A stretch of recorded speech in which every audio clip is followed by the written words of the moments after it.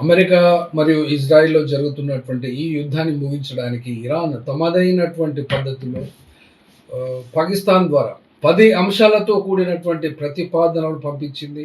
ఈ యొక్క 10 ప్రతిపాదనలు గనుక పరిశీలిస్తే వాస్తవానికి ఇది శాశ్వతంగా ఇరాన్ ఆ యొక్క గల్ఫ్ ప్రాంతంలో ఎలాంటి భవిష్యత్తు యుద్ధాలకు తావివ్వకుండా మరియు అమెరికాతో తలపడవలసినటువంటి అవసరం రాకుండా మరియు మిగిలినటువంటి అంశాలన్నిటితో ఇవన్నీ శాశ్వత పరిష్కారం కోసమే మరియు తన యొక్క మనుగడ కోసం కూడా చేస్తున్నటువంటి ఈ యొక్క 10 అంశాలు ఒకసారి చూసినట్లయితే ఇది వాస్తవంగా కూడా అర్థమవుతుంది.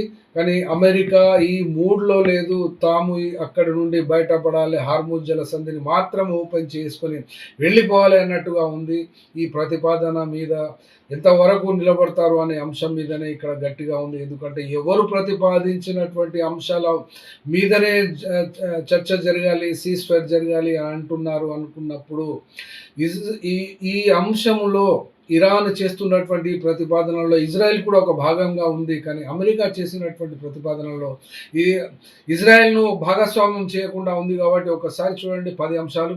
దాడి చేయబోమని గ్యారంటీ కావాలి, చట్టబద్ధత ఉండాలి దానికి కూడా అనగా శాశ్వత యుద్ధ ముగింపు జరగాలి, తాత్కాలిక విరామం కాకుండా పూర్తిగా ముగింపు పలకాలి అనేది రెండో పాయింట్. తర్వాత లెబనాన్‌లో కాల్పుల విరమణ జరగాలి, హెజ్బుల్లా మరియు లెబనాన్‌లపై ఇజ్రాయెల్ చేస్తున్నటువంటి దాడులను కూడా ఆపాలని ఇక్కడ ఖచ్చితంగా అంటుంది. ఆంక్షలను తొలగించాలంటుంది. ఇరాన్‌పై ఉన్న అన్ని రకాలుగా అమెరికా విధించినటువంటి మరియు అంతర్జాతీయ ఆర్థిక సంస్థ ఆంక్షలను ఎత్తివేయాలి అని అంటుంది. తర్వాత ప్రాంతీయ శాంతి, గల్ఫ్‌లో తమ మిత్రపక్షాలైనటువంటి హెచ్ అంటారు వాటిని, హెజ్బుల్లా, హమాస్ మరియు హౌతీస్‌పై కాల్పులను విరమించుకోవాలి అని చెప్తున్నది. అట్లాగే హార్ముజ్ జలసంధి పునరుద్ధరణకు ప్రపంచ నౌకాయానం కోసం మూసివేసినటువంటి హార్ముజ్ జలసంధిని తిరిగి తెరుస్తుంది అంటుంది 6వ పాయింట్‌లో. 7వ దాంట్లో రవాణా రుసుము అనగా ట్రాన్సిట్ ఫీ వసూలు చేయాలి ఖచ్చితంగా డాలర్లలో 2 మిలియన్లు ఒక్కొక్క ప్రతి నౌకకి అని అంటుంది.